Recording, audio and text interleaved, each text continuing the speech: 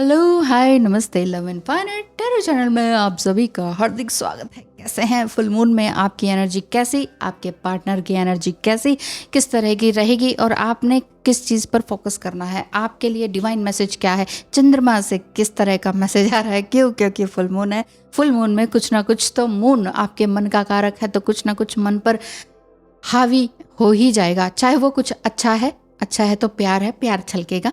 और अगर नहीं है, निगेटिविटी है, 10-15 दिन से आप रो ही रहे थे, तकलीफ में थे, पेन में थे, क्वेश्चंस थे आपके, तो फिर वो निगेटिविटी में बदलेगा और आप पेन और तकलीफ महसूस करेंगे। लेकिन हमेशा ही नहीं रहेगी, ये हमेशा ही नहीं रहता है। फुल मून, न्यू मून, जिस दिन से आपके सही होने लग जाएं, न्यूट्रल होने लग जाएं, ब्यूटीफुल होने लग जाएं, देन ब्लिसफुलनेस की तरफ चले जाएं, वहीं से ही आपकी नए जीवन की शुरुआत होगी। तो चलिए बिना देर किए क्यों बैठे हैं, चलिए शुरू करते हैं। हेलो एंड नमस्कार, आप सभी का हार्दिक स्वागत है। आपके पार्टनर की एनर्जी देखते हैं बिना देर किए। ओ ओ ओ ओ ओ ओ यस, बहुत कुछ आ चुका है ऑलरेडी। और बॉटम ऑफ द डेक शायद हमारे पेरेंट्स नहीं मानेंगे, और वैसे भी हमारे बैकग्राउंड में बहुत अंतर है, इजीली एक्सेप्टेंस नहीं हो पाएगी, आप कह रहे हैं, या फिर आपके partner.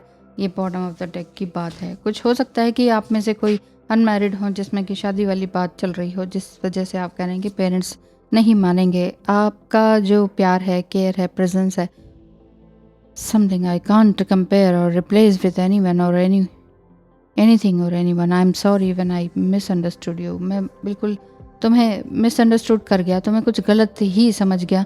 I am so sorry for that. क्योंकि तुम्हारा जो प्यार और प्रेजेंस था, जो तुम्हारी टेक केयर करने वाली बात थी, मैं उसके पीछे तुम्हारा कुछ कहते नहीं कि हाँ इसके पीछे कोई कारण है, कोई चाल है, वो मैं कुछ ऐसा गलत सोच रहा था। आई एम सॉरी कि मैंने तुम्हें कुछ गलत सोचा और मिसअंडरस्टूड किया।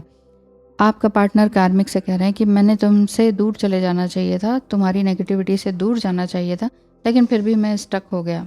मैं रिग्रेट करता हूँ कि मैंने प्रायोरिटाइज़ क्यों नहीं किया अपनी डिवाइन फेमिनाइन को, और बस भगवान मुझे हील करे, बस यही चाहता हूँ मैं।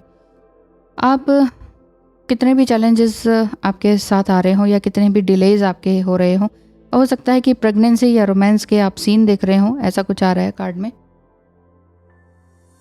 और या हो सकता है कि डीप मेडिटेशन में देखते हो, एस्ट्रल ड्रीमिंग हो रही हो, या जस्ट ड्रीम में ही देख रहे हो कि आपने अपने आप को प्रेग्नेंट देखा, even if you are an unmarried girl. और या फिर ये हो सकता है कि अबव 40, 45, 50 की एज में आपने खुद को प्रेग्नेंट देखा। तो ये हो सकता है कि कुछ ना कुछ नया आपकी लाइफ में है। It could be possible that a child में बी लिविंग। ये भी हो सकता है कि आप काफ़ी उम्र के हैं, और उम्र यानी कि यंग एज, शादी वाली नहीं है, लेकिन हाँ बच्चे आपके बाहर चले गए हों, दूर देश में या दूसरी सिटी में, और आप अकेले हैं और आपको लग रहा है कि अब मैं अपने लिए क्या करूं। तो अच्छी बात है ना, बच्चे अगर बाहर चले जाते हैं तो ऐसे टाइम में इंसान को सोच लेना चाहिए, या मदर को सोच लेना चाहिए। मदर ज़्यादा ही थोड़ा डिप्रेस हो जाती हैं, क्योंकि ऐसा लगता है कि अब तक तो हमारा घर था, बच्चे थे, इनको नहीं करेंगे तो कोई और कैसे कर लेगा, है ना। तो आपने सब कुछ सेक्रीफाइस करके सब कुछ किया, लेकिन अब लग रहा है कि अब कौन है मेरे लिए, सब तो अपने अपने काम के लिए निकल गए, मुझे भी तो अपना करना चाहिए। तो उसमें कुछ गिल्ट में आने की ज़रूरत नहीं है। आप ये सोचिए कि आपने अब तक दिया ही तो है ना, तो अच्छी बात है ना, दिया है तभी तो बच्चे सेटल हो गए अच्छी तरीके से। तो अब आप अपनी बाउंड्रीज अपने लिए सेट कीजिए कि फालतू ही किसी को टाइम मत दीजिए, अपने लिए कुछ नया शुरुआत कीजिए। इस तरह की गाइडेंस भी है, डिवाइन गाइडेंस भी है। कई लोग कहते हैं कि आप सिर्फ हैंड रिटन कार्ड जो है ना डिवाइन मस्कुलाइन की एनर्जी के निकालते हैं। नहीं, इसमें तो आपकी भी एनर्जी है, आपकी सिचुएशन भी है। डिवाइन मस्कुलाइन कार्मिक से क्या कह रहे हैं, कार्मिक से आप क्या कह रहे हैं, कार्मिक आप लोगों के लिए क्या कर रहे हैं, डिवाइन आपसे क्या कह रहे हैं, ये सारी बातें हैं। ठीक है, तो ऐसा नहीं है कि ये कार्ड सिर्फ उनकी एनर्जी है। ठीक है, सब कुछ है इसमें। DM to DF, okay. Divine masculine की हालत ख़राब हो रखी है। लबों से चूम लो तुम, आंखों से थाम लो मुझको, तुम ही से जन्मूं तो शायद मुझे पनाह मिले। जानदार लाइन है, तुम ही से जन्मूं तो शायद मुझे पनाह मिले। मतलब बहुत डीप मीनिंग है इसका। क्या समझे हैं इस लाइन से, बताइएगा कमेंट बॉक्स में कमेंट करके कि आपका डिवाइन मस्कुलाइन अगर ये कहता है तुम ही से जन्मूं तो शायद मुझे पनाह मिले, क्या अर्थ है, बताइएगा ज़रूर। किसी और को भी शायद इस रीडिंग को समझने में और मज़ा आए और समझ आए, क्योंकि कई लोग प्रॉपर हिंदी जो मैं बोल रही हूँ वो नहीं समझ पाते हैं, क्योंकि कोई बांग्लादेश से हैं, कोई बंगाली हैं, तो कोई क्रिश्चियन हैं तो कोई NRIs है, समझ नहीं पाते कि क्या बोल गई है। सो योर फीलिंग्स, आपकी फीलिंग क्या है? मैंने तो पास्ट को बहुत पहले छोड़ दिया था, लेकिन तुम्हारा पास्ट को पकड़े रहना मुझे डराता है। ये साथ कहीं छूट ना जाए, ऐसा ऐसा आपको लगता है। मैं तुम्हारे लिए प्रार्थना करती हूँ, आप ऐसा कहते हैं। हाँ यस, DM क्या कहते हैं? तुमने बहुत सहा है, मुझे भी और कार्मिक लोगों को भी। तुम्हें मैंने बहुत हर्ट किया है, लेकिन तुमने हमेशा अनकंडीशनल लव ही दिया है। You are too kind to me. तुम कुछ ज़्यादा ही दयालु हो मेरे लिए। मैं I hope I will reciprocate it one day. मैं आशा करता हूँ कि एक दिन तुम्हारा ये कर्जा चुका पाऊँ, तुम्हारी जैसा ही बन पाऊँ। आई होप आपको वीडियो दिख रही है ना? यस दिख रही है। I have been thinking of you, my thoughts keep drifting to the future. कौन कह रहे हैं? हो सकता है आप कह रहे हो। दोनों की एनर्जी हो सकता है। मिरर नंबर आप बहुत देख रहे हो, 1221 इस तरह से, 9339 6336 1001 इस तरह के अगर नंबर हैं तो इट मीन्स ये मिरर नंबर्स हैं। आप दोनों की एनर्जी एक दूसरे को मिरर कर रही है। आप आगे बढ़ रहे हैं, आपके पार्टनर भी आगे बढ़ रहे हैं। वो फ्यूचर में आपके लिए अपना एक प्लेस देखते हैं, to a place where I know we will be together loving each other, soothing each other. आप या आपके पार्टनर, क्योंकि आपने इससे पहले कहा कि मैं तुम्हारे लिए प्रार्थना करती हूँ कि तुम कभी तो सुधरो, कभी तो चेंज हो। क्या हर समय past past past? Past has gone, वो बरीड हो चुका है, ख़त्म हो चुका है। वो रिश्ते सब बेकार थे, सब कुछ ख़राब था। क्यों उसी में अटके रहते हो? क्यों उसी का ही ढोल? लकीर के फ़कीर नहीं बने रहना चाहिए, ये आप उनको कई बार समझा चुके हैं बस। लेकिन आपने कहा कि बस भाई मैं आपके लिए सिर्फ प्रार्थना करूँगी, तो मैं समझा नहीं सकती अब कुछ ज़्यादा। हाँ, तो आपके पार्टनर या फिर आप कह रहे हैं कि चलो कभी ना कभी तो हमारा एक सूदिंग रिलेशनशिप होगा। सेल्फ टॉक, आप अपने आप से क्या कह रहे हैं या डिवाइन आपसे क्या कहलवाना चाह रहे हैं कि किस तरह से आप अपने आप को माफ़ करें अपने आप को कि आपने अपने लिए कुछ एक्सक्यूजेस ढूंढे कि नहीं अभी ना मैंने उनके लिए काम करना है, नहीं अभी उनके लिए कुछ करना है, अरे अभी ना मुझे उसके ऊपर बड़ी दया आ रही है, छोड़ो मैं अपना काम छोड़ के उसके लिए करती हूँ। लेकिन उन सभी लोगों ने मुझे एज अ वीपन यूज़ किया कि ये तो खाली बैठी रहती है, इसको तो ज़रा सा एक बोलना है कि ज़रा से एक आंसू बहाने और ये जो है उठ के या उड़ के आ जाएगी हमारे पास। गी या गा, आप जेंडर की बात नहीं हो रही है, एनर्जीज़ की बात हो रही है, ठीक है? तो अगर आप इस तरह के रहे, आपने बहुत ज़्यादा एनर्जीज दूसरों को दी, दूसरों का हेल्प भाग भाग के मर के किया, इवन चाहे बुखार है कुछ है टू मच गिविंग नहीं अच्छा होता, बहुत तकलीफ देता है, बहुत तकलीफ देता है सच में। सालों साल लग जाते हैं समझने में और इस पैटर्न को तोड़ने में कि नहीं यार लोग हमें यूज़ कर रहे हैं, ये समझ नहीं आता। मैं तो एक नंबर की डफर थी, मेरा सुनिए ना, मैं एक नंबर की ज़ीरो डफर को समझ ही नहीं आता था कि सामने वाला बेवकूफ़ बना रहा है, समझ नहीं आता था। अब आ गया है अब भी लोग लगे रहते हैं your feelings, I am a one man woman, इसलिए रिश्ते को बचाने में जान लगा दी थी मैंने कभी नहीं चाहा कि मुझे अप्रिशिएट करते रहो, बट तुम्हारे एक्शन से हमेशा दूसरे ही इम्पोर्टेंट हैं ऐसा ही लगता रहा। ओ माय गॉड रियली, आप काफ़ी हर्ट हुए हैं, आपका काफ़ी यूज़ किया गया है आपके ही पर्सन के थ्रू। आपको लगा कि चलो सारी दुनिया ने तो यूज़ करा, दुनिया तो है ही ऐसी, पर तुम पर पूरी जान लगा दी।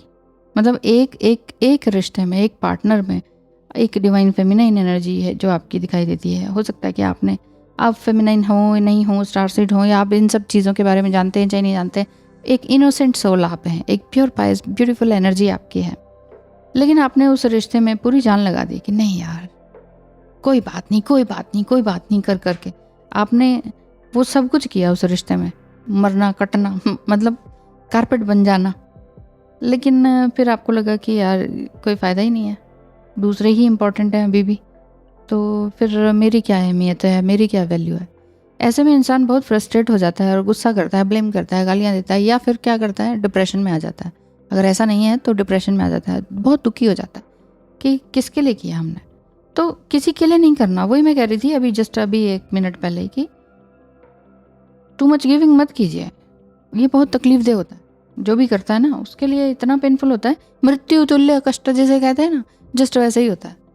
खून के आंसू रोना जिसे कहते हैं ना, बस वही होता है टू मच गिविंग करने से क्योंकि कहीं ना कहीं एक बहुत प्यारी सी एक्सपेक्टेशंस हो जाती है कि चलो कभी तो वहाँ से रेसिप्रोकेशन मिलेगा, वैसा ही कुछ मिलेगा। लेकिन अब वो कह रहे हैं जैसे कि हाँ ये रहा, आई will reciprocate it, one day मैं ऐसा सोचता हूँ कि कभी तो मैं तुम्हें इस तरह की प्यारी बातें या इस तरह की हरकतें जो तुमने मेरे लिए जी जान लगा दी इस रिश्ते को बचाने में, लेकिन फिर भी मैं वो सब कुछ नहीं कर पाया, मैं इस लायक ही नहीं था बेसिकली। ऐसा आई थिंक मैंने ये कार्ड पढ़ दिया है। ये पढ़ा क्या? ये पढ़ लेते हैं। यस, DF टू DM आप क्या कह रहे हैं? हम दोनों को अलग करने के लिए। ओह माय गॉड, मुझे लगता है कि यहाँ आप दोनों सच में अलग ही हो चुके हैं। मिले थे लेकिन अलग हो गए, कोई थर्ड पार्टी ज़रूर आई है बीच में, कोई कार्मिक लोग। हम दोनों को अलग करने के लिए ब्लैक मैजिक किसने किया है ये तुम्हें भी अच्छी तरह से पता है। आप अपने पार्टनर से मनी मन बोल रहे हैं क्योंकि आपने रिश्ते को बचाने में पूरी जान लगा दी थी। जानबूझकर अंधे बन रहे हो तो भगवान तुम्हें बुद्धि दे, यही कहूँगी। ऐसा आप कह रहे हैं अपने पार्टनर से। ऑलमोस्ट बहुत सारे लोगों की, बहुत सारे एम्पैथ ब्यूटीफुल सोल्स की ना इसी तरह की हालत रहती है, समझ नहीं आता। नंबर 44 का कार्ड है, ये बता रहा है qualities for golden earth. Golden earth की क्वालिटीज़ क्या हैं? यहाँ पर आपके लिए गाइडेंस क्या आ रही है? Beautiful qualities vibrate to musical notes and create sacred geometric symbols. Wow, unlocking the doors to oneness. एक हो सकता है कि कुछ ज्योमेट्रिक सिंबल्स भी आप देख रहे हो ड्रीम में। जिस तरह से मैंने पहले बताया था कि अपने आप को ही प्रेग्नेंट देखना या कुछ, इसका मतलब है कि कुछ नया आपके जीवन में शुरू हो रहा है। प्रेग्नेंट होने का मतलब लिटरली वही नहीं होता है, क्योंकि अगर आप 45-50 के हैं तो कैसे, है ना? तो इसमें और ना ही इच्छा होती है ना हो पाता है, नेचुरल जो बायोलॉजिकल बात है। तो ऐसे में क्या है कि कुछ न्यू बर्थ वाली बात है कि आपके ही जीवन में आप कुछ नया क्रिएट कर पाएंगे। इसमें भी ये लिखा है create a sacred geometric shape in stones और क्रिस्टल्स ऑन पेपर और इन द माइंड। माइंड में बैठे और इस सेक्रेड, कोई सेक्रेड किस तरह के होते हैं, जैसे अगर आप रेकी हीलर है ना तो आप समझ पाएंगे कि कैसे बनाना है, चौकीरा कैसे बनाना है, वो कैसे बनाना है। इसी तरह से अगर आप नहीं हैं तो आप ये तो जानते ही हैं कि ट्रायंगल कैसे बनाना है, अपराइट ट्रायंगल कैसे है और डाउनवर्ड ट्रायंगल कैसे है, इनका क्या मीनिंग है, DMDF एनर्जी है, यिन यांग कैसे बनाना है। तो ये ज्योमेट्रिक जो सिंबल हैं इनको आप बना के देखिए, ठीक है। यिन यांग तो थोड़ा सा कर्वी हो गया, बट ज्योमेट्रिक शेप्स आप बना के देखिए मनी मन में और अपना ध्यान वहाँ पर केंद्रित कीजिए। यही बोला जा रहा है, आपकी एनर्जी बहुत ही खूबसूरत होती चली जाएगी। Treat yourself and others as perfect divine beings. आप ये मत सोचिए कि आपका जो पार्टनर है वो इम्परफेक्ट है, आपने ही रिश्ता बचाया, उसने नहीं बचाया, उसने समझा ही नहीं कार्मिक लोगों को। ठीक है, वो हुआ है, लेकिन ट्रीट कैसे करें? यहाँ पर की वर्ड क्या आ रहा है कि treat yourself and others as a perfect divine being. Yes, you are the perfect divine being, your partner is also perfect divine being. तो आपके लिए गाइडेंस क्या निकल कर आ रही है? One more. ओह, सब अर्थ एंड मदर का। ओह माय गॉड, आज तो सब कुछ ऐसा ही है। Mother mother mother and earth earth earth, pregnancy, child, new born, new something, new beginning. आज सब कुछ ऐसा ही है, ब्यूटीफुल। हो सकता है कि आप वाकई मेरी ही एज के हो है ना, और यानी कि 70s के बॉर्न हो, 1970s के है। Blessing of the earth, earth mother Gaia आपको ब्लेसिंग दे रही हैं। और नंबर 1 का कार्ड है, न्यू बिगनिंग का साइन है। हो सकता है कि आप अपने ट्रीज़ को, प्लांट्स को बहुत हक करके रखते हो। एक मेरी क्लाइंट है, उन्होंने तो खूब फोटोग्राफ भेजी, मैडम मेरा तो घर ही एक लिटिल फॉरेस्ट में बदला हुआ है। हर जगह ढेर सारे छोटे छोटे प्लांट्स और इतने करीने से, खूबसूरती से सजा के साफ सुथरे रखे हुए होते हैं। और भी हैं कई, बहुत सारे हैं इस तरह की, है ना, डिवाइन फेमिनिन्स जो घर को बहुत ही ब्यूटीफुली सजा पाते हैं। और 37 number, a blessing for unity where once there was division. ऐसा ही लग रहा है यहाँ पर आपको यही गाइडेंस दी जा रही है कि आप भी एक डिवाइन बीइंग है, वो भी डिवाइन बीइंग है, कार्मिक लोग भी डिवाइन बीइंग है। लेकिन दिक्कत ये आती है कि सामने वाला अपने आप को समझ नहीं पाता, इसीलिए रिश्तों में दरार आ जाती है। ठीक है, ना कार्मिक समझ पाता है कि मैं गलत कर रहा हूँ, ना ही DM समझ पाते हैं कि मेरी एक डिस्टॉर्टेड एनर्जी है, मैं गलत कर रहा हूँ। उस आंखें खुलने में सबकी अलग अलग टाइम होता है ना, तो आपकी आंखें पहले खुल गई हैं, अवेकनिंग आपकी पहले हो गई है। इसलिए सो डोंट वरी, आप बहुत आगे जाएंगे। जिस तरह से यहाँ रैबिट भी दिख रहा है आपको, एक जल्दी त्वरित गति से बाहर जाने का है। मून साइन भी है, बट यही बात है कि कुछ ना कुछ नया आपके जीवन में है। वंस देयर वाज डिवीजन, जहाँ पर भी कुछ डिवीजन है, अलगाव है, वहीं पर ही यूनिटी है। ये नियांग वाली ही बात निकल कर आ रही है। Number 12, a blessing for a mother. If you are a mother और सिंगल मदर, है ना, तो आपके लिए बहुत ही ब्यूटीफुल ब्लेसिंग आ रही है कि आप आपने अपने हिस्से का काम, जिम्मेदारी या रिस्पॉन्सिबिलिटी 101% निभाई है।